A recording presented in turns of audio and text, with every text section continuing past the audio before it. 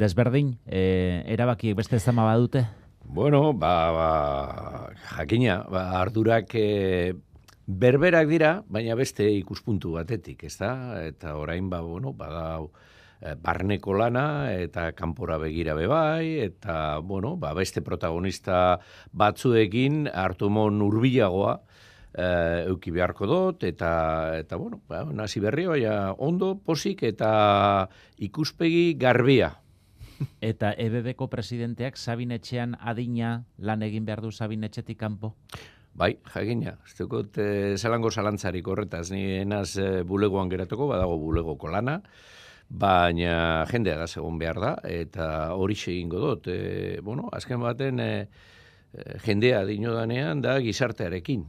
Eta, arlo sektore guztiekin gizarteko ekintzak eta jakina gure alderdikideekin bai.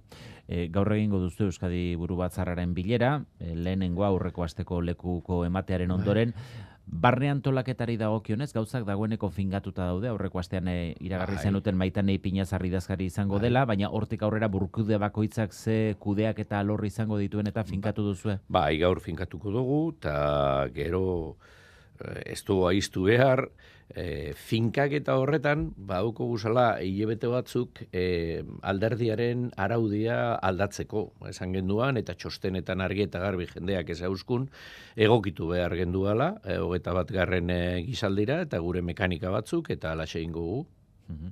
Estatutuak eguneretzerakoan, aldaketa asko espero behar da? Onarte betikoa izan diren gauza batzuk orain aldatuko dirala nik uste dut, baietz, hor badagoz printzipio batzuk esate baterako burubikotasun hori, ez da, eta aldatuko ez direnak, seguru nago, ez da, baina lan egiteko moduak eta erabaki hartzeko moduak eta hor seguru asko aldaketa nabarmenak egongo dira. Prozesu bizkorragoak behar dira? Zalantzabarik, ezin gaitekez. Egon zabalik, hainbeste denporea, ez da, 6 hilabete, eskeizteko, gainera ez deuko zentzurik. Lehen,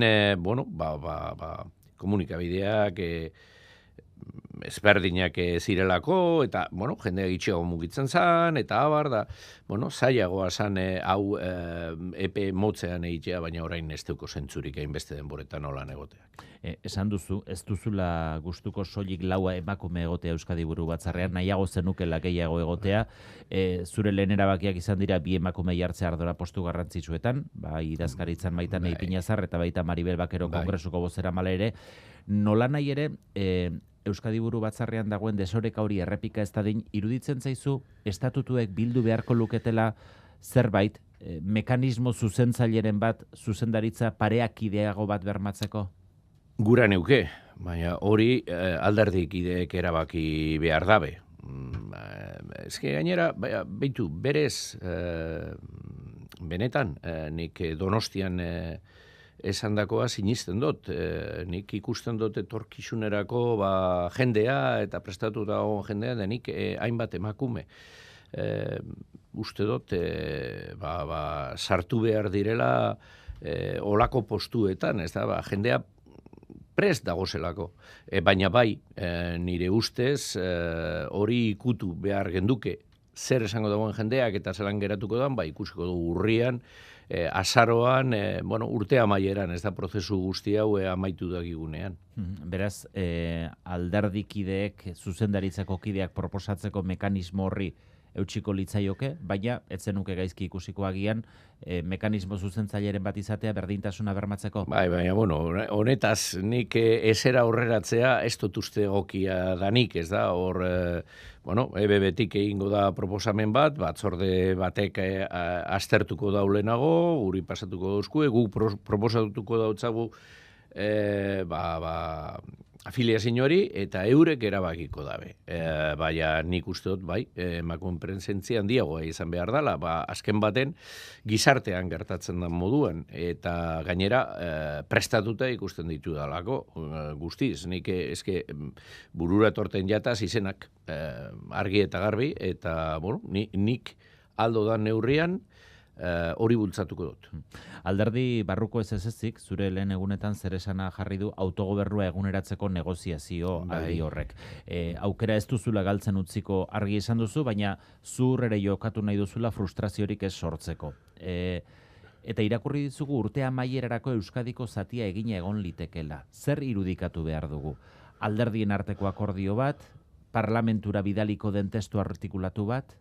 Hombre, Madrilera gauzak bialtzeko parlamentutik pasatu behar dira, ez dago beste modurik, ez da? Baina nik uste dut lehenago alkarrizketa lasaietan eta isilean adostasun batetara heldu behar geunkela, eta aldan eta zabalena, ez da? Eta horretarako, behin eta barriro medioetan hitz egiten egotea, ez da komenigarria nire ustez. Arrakastatzua, prozesu guzti hau, arrakastatzua izan daitela gure badugu.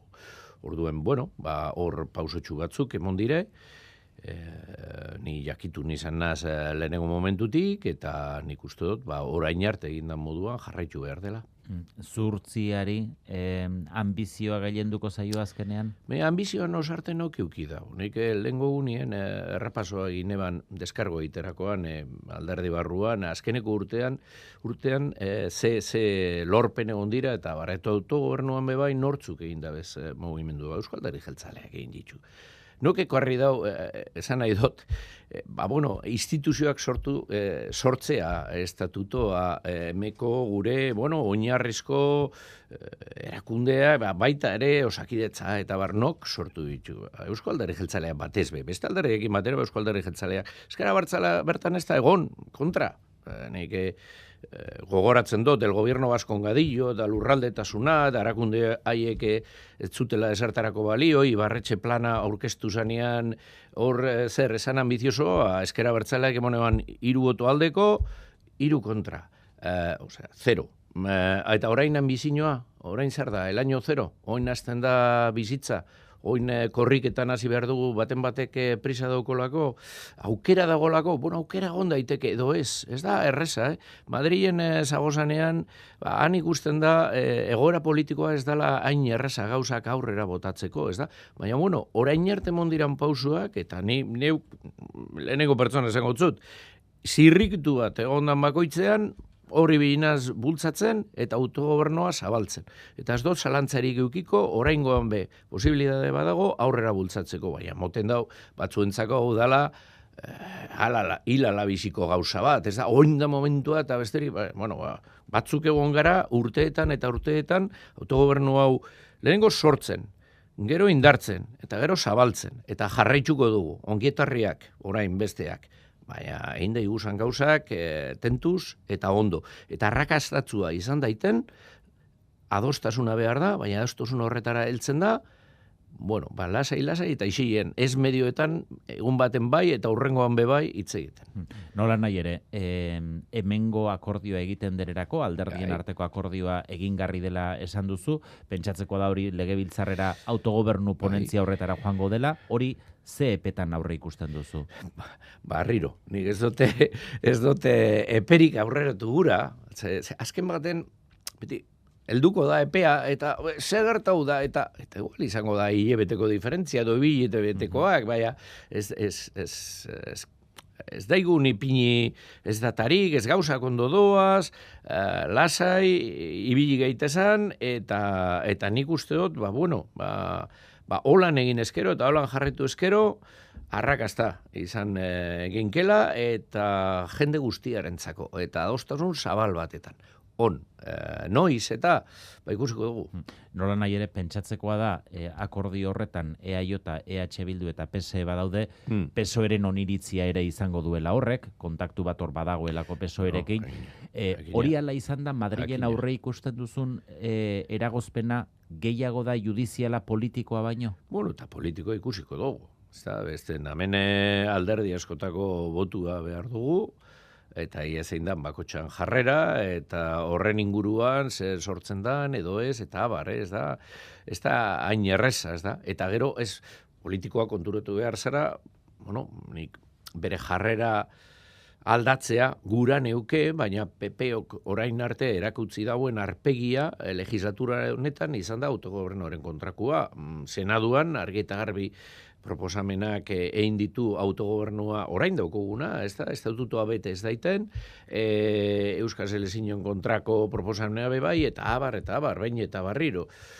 Bueno, ez da gizen izango dan peperen jarrera, baina arte ikusitakoagaz, eta senaduan maioria bateko, eta gero, hauz tribunalak, eta hau ez da egun bateko prozesu bat, luzea da, eta gauzak, baina bueno, emongo diren pausuak onuragarriak izango dira. Orain ezin bada lortu, beste hurrengo baterako, baina ondo dago honetaz berbaitzea eta honetaz adostasun zabal batetara iristea. Aste honetan EH Bildu eta PSE elkartzekoak dira, bitariko bilera hauek iruditzen zaizkizu emankorrak izan daitezkela, sortzen dizu mesfidantzarik zuen bizkar zerbaiti buruz jarduteak? Zelangorik ez. Handuzak esan eban, erronda bat egingo ebala, eta horren barruan kokatzen da, zelango arazorik ez. Eta zuk jarri duzu itzurdurik, gainerako alderdiekin errondaren bat egiteko, edota konfiantzak ehuntzen segitzeko? Eurekaz egongo naz, lehenengo izango da alkarregaz egoteko eta ez prentzara begira edo mediotara begira. Eurekaz egongo naz. Testu horrek, autogobernuan sakondu beharko luken testu horrek Euskadi nazio gisa aitortuko duela espero da, hori Sánchezen investidurako zuen akordioan ere ageri da. Kontua da, aitortza horrek ze efektu izango duen simbolikotik aragatago hori dela gakoa, ez da? Orain egin ezin duten zer egin ahal izango dutela iruditzen zaizuzuk Euskal erakundeek hau gauzatzen baldin bada. Azken baten, eztabaidatzen harin garen gauzetaz galdetzen ari zara. Da nik esan dutzut, ezin dut honetaz ezin dut. Gauzak esateko ditut, ez dut uste komenigarria danik. Europan, esate baterako ikusi duzu, aukera bat egon daitekela, Europako arkitektura aldatzen ari dela. Estatuak eurak ere ez zirela independienteak, eta hor enkaje berriak sor daitezkela. Dena den, euren subiranotasunarekiko hain jeloskor direnean estatuak ere, batasunari kostata ematen diotenean subiranotasun hori, errealista da pentsatzea, errealitate azpiestatalei, estatu ez diren nazioi, ez zertan utziko dietela gorpuzten estatuek?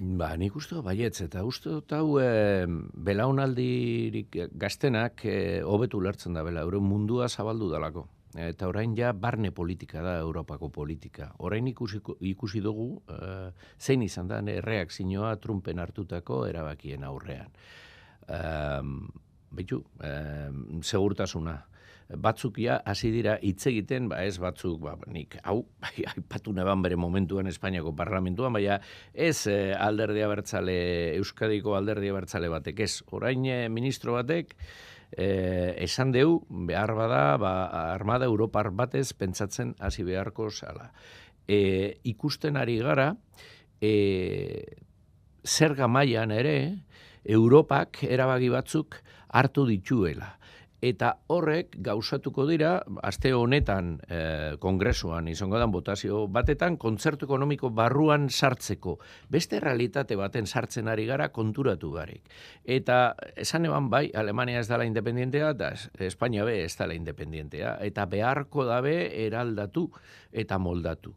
Bueno, hor prozesu bat hasiko da, eta gu prest egon behar dugu, proposamenak egiteko, eta orduan batzutan iruditzen jata, osazionatuta gagozala gainditzen ari den egitura batzuekin, ez da duena. Hainbeste gizalditan indarrean egondana.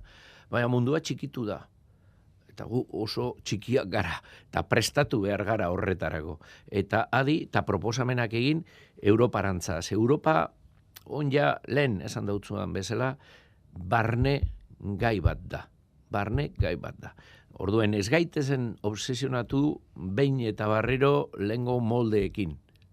Molde berrietara begiak zabaldu eta lehen bailen mugidu.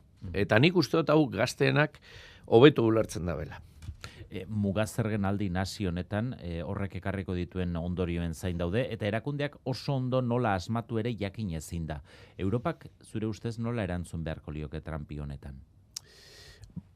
Batuta.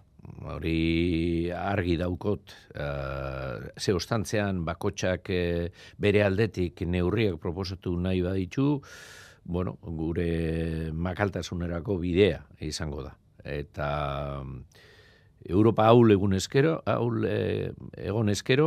besteen erabakipean egongo da, horrek suposatzen dau, bueno, bere presentzia txikiagoa izango dela munduan, baina horrek ekarriko dau ekonomia aldetik berantz bide bat, eta beraz gure gizarte modeloaren desagerpena, epe ertainean, orduen oso adi egon behar dugu, alkarregaz emon behar dugu erantzuna, eta nik uste dut, beste aliantza batzuk bilatu beharko direla. Ez dut uste, okerbanago hobeto, baina ez dut uste lau eguneko bira, lau egunetarako bira, izan dela orain trumpek emon dauena. Estatu Batuek urrutiratuko dira Europatik. Eta denbora urte batzuetarako. Ez da izan bat, baina urte batzuetarako. Eta orduen, beitu, igual txarto pasatuko dugu, lehenengo urtetan, igual hobe izango da, etorkizunera begira, nahiko lasai, ibili dalako Europa, ez menpekatasun hori, ez da, baina, Estatu Batuek, bigarren munduko udatik ataratako modelu horretan babes batzuk eta eginkizun batzuk bere ganatu zituelako, bertan izten. Bada denporea esnatzeko eta prestatzeko. Beraz, ikusten diozun txarrari, ikusten diozun ona da, Europa sendoago batuago bat izan daitekela, funtzionamentuetan eraginkorragoa agian? Simpleagoa izan beharko da, eta behar bada, orain ikusi ditugun blokeoak, behar bada ez, derrigor gertatu behar da, hau, orain arte ikusi ditugun blokeoak, Hungriak edo olako estaduak eraginda, ezin ez direla gertatuko, azken baten funtzionatzeko moduak, aldatuak izango direlako, ni konbentzituta nago, eta ez dut uste denbora asko pasatuko danik hau ikusi arte. Eta hemengo erakundeek badute nahikoa tresna erantzuteko, egungoa bezalako egoera baten aurrean Jaurlaritzak zer egin dezake? Europa mailan esan idozu, Europa... Egoera ekonomiko, etor daiteken egoera aldi ilun honi erantzuteko. Gaur, hori dau estatu bakoitzeko gobernuaren erabakiaren menpean, ez da? Baina nik uste dut danak arduratuta dago, oso, eta ikusten dabela euren kabuz bakarrik ezin dabela erantzunik emon orduan. Beharrak eroaten zaitu bide horretara, eta nik uste dut epe erteinerako, Europarako, eta gu guztiontzako hobe izango dela, nazi eta orain urte txar batzuk pasatu behar. Nik uste dut, azkenian neurri egokiak, Europa bere indarra alkartuta, bere indarrak deuko negoziatzeko, neurri egokiak hartuko direla eta bateratuak, eta gero, emetik egin beharko ditugu gure lanak batzuk ja, egiten hasi garelako, ez da? Autogobernuari buruz aritu gara lehen, autogobernuan berrikuntzari baldin badago eguneratzeko Sánchezek irauntea komeni da. Berez 2027 arte hauteskunderik ez dagoen arren, badirudi batzuk jada hauteskunde ziklo berri baterako prestatzen ari direla. Esate baterako atzo Irene Montero proposatu zuen Podemosek bere hautagai izateko. Iruditzen zaizu bakarren batek interesa izan dezakela Sánchezek botoi gorria saka dezan? Bai, asko. Dana dela, orain egin behar duguna gobernua mantentzen den bitartean, eta uste dut luzerako doala, naiz eta aurrekonturik ez egon, baina ikusi da tinko, eusteko erabakia hartu dagoela Sánchezek, une honetan behintzat, ez da, etzakit datorren urtean zer gertauko da, baina, eta hor, pausuak eta lanean jarraitxuin behar dugu. Zate baterako, lehen aipatu dutzudan lez, aste honetan, kontzertu ekonomikaren berriztapena, egingo da kontzertuko batzordearen batzarra, beste gauza batzuk adosten, eta hortik jarraitxu behar dugu. Batzuk gogoa daukiela lehenbailen hauteskundeak lehen bailen izan daitezen, bai, bueno, PP argi dago, Voxek be gura leuke, eta Podemosek, argi ikusten jakon, baietz, baina, bueno, sumarrekin daukan lehia gaitik, egoera egokiago da, egongo dalako, eskerrerako eta gizarterako orokorrean, ez, azken baten, bueno, Sumar eta Yolanda Díazen proiektua alboratu gura da belako, eta hori da, lagunen edo lagun hoien arteko burruka bat. Eta ikusi dugu, astero parlamentuan, Podemosek zailtasunik handienak ipinten dautzoz, alderdi guztien artean, zailtasunik handienak ipinten dautzoz gobernuari gauzak aprobatzeko. Junts eta Podemos, baina batez bere Podemos izaten da. Bueno, ez dut uste arduratauta dagozanik, PP datorren, Voxek botere eremua bere ganatzen duen, ala ez, azken baten hor lidergo bat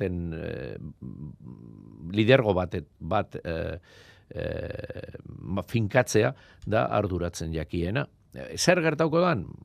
Ikusiko dugu. Nik ez dut uste gobernu hau botatzea inarresa danik. Aurrekontuak iruditzen zaizu, aurkeztu eta onartzen saiatu beharko lukela Sánchezek? Alegin du beharko litzake, baina jakina ikusten duzu, Podemos bezalako partidu batek aurkezten duguela hautagaitza, hauteskunde orokor batzuetarako ondino iragarrita egon barik eta urte asko falta direla, urteak amaitzeko, da dinozu, ez dirudi oso giro honean gagozanik aurrekontuak ataratzeko, baina, bueno, ni aleginduko nintzake, nik aurkeztuko neukez eta bakotxak erakutzi beharko dau, noraino dagoen prest bustitzeko. Guk egia esan, nahiko aurreratuta geunkan negoziazioa, moztu zanian, nik esango nuke erdibidea eginda, hortik abiatu beharko gineke barriro ere eta jarraitu behiagu borondate guztiagaz, alegin gineke akordio batetara heltzen gainera orain Trumpek hartutako erabakiak eragina badaukit, eragin txarra izango da, lehenengo fase baten gure artean, momentu honetan hauteskunde batzuk egitea ez dut uste gizarte honeri komeni jakon gauzarik danik. Talde Morearekin, Podemosekin harremana zuena zertan da. Tentsioa ikausi izan dugulako goruntz egiten momentu batzuetan, baina azkenean esate baterako zerga erreformarako ere eurekin lortu da akordioa. Nolakoa da koabitazio? Hartu muna, danek euki behar da. Azken baten politika hori da, ez da, guztiekin berbaitea, bideak zabalik eukitea, eta, akordioetara heltzea hori da politika. Eta hori da demokrazia, gauza batzuei uko egin, beste parteak horreri uko egin, eta akordio batetara heldu. Da, behitu, gainera esango dautzut, nik uste dut hor dagozan neurri batzuk, enpresak erronka honen aurrean aurrera taratzeko egokiak dirala, inbertziotarako eta konfiantza eukiteko, eta martxan dago, nik uste dut etzi edo Gernikan onartuko dala, eta Gipuzkoan eta Araban, ez dakit egun zehatzak, baina, laster onartuko da erreforma hori, eta hori nik uste dut, sorionez, denboraz, lortu dugula, Espainian ez da egiten olango erreforma fiskala, hemen akordio batetara heldu gara, eta behitu, estremuak kritikatuta horrek esan gure dau, nahiko erdibidetik doala eta nahiko ondo pentsatuta. Enpresariaren batekin egon zara, nahiko kritiko direlako honekin. Ni sarritan, batzartu naz eurekaz, gainera holan adostu genduan, aldiro batzia, eta alkarregaz gagozanean, zarata ez da hainbesterakoa, baina baitu, hau kritikatu da, Bilduren aldetik, eta enpresarien aldetik. Horrek esan gura dago, igual, horreka lortu egin dugule.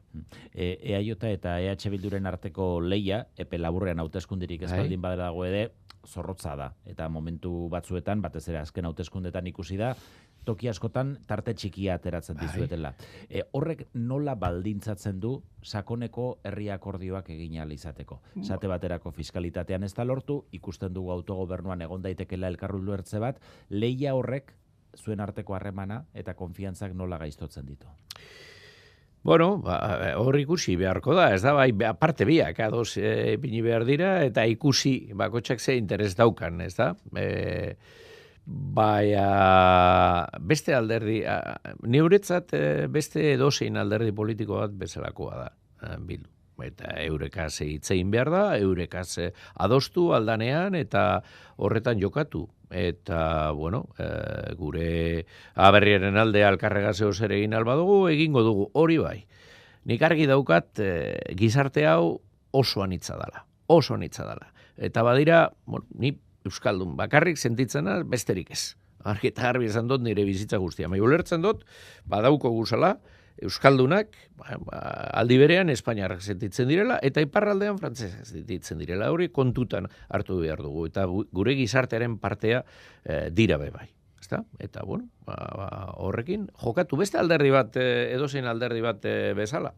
Eta alderdi popularrarekin badago egongo da ahalegin bat hain gaiztotutako harremanak berbideratzeko? Bai, itzein jarraituko dugu. Esan nahi dut zubiak ez dira sekulare eten, eta ez dut uste eten behar direnik, ez da, bueno, Javier Andresek lehenko gunean mezu bat bieldu eustan, bueno, zoriontzen, eta hor da, erantzun eutzan, eta alkarregaz egon garela, baitu, aurreko astean, agur esan nebanean, kongresuan, eta, bueno, albistariekin, eta egon nintzen, da beste lagun batzuk, diputatuak etorri ziran, da pepeko batzuk, joan ziran, bueno, etorri ziran, eta eurekaz egon nintzen, zubiak beti dauzor, eta hitz egin behar da, jakina baietz. Azken baten, danak gara, ordezkatzen dugu gizartearen zati bat, eta gure arteko hartu emona eta elkarrizketa egon behar da, danekin.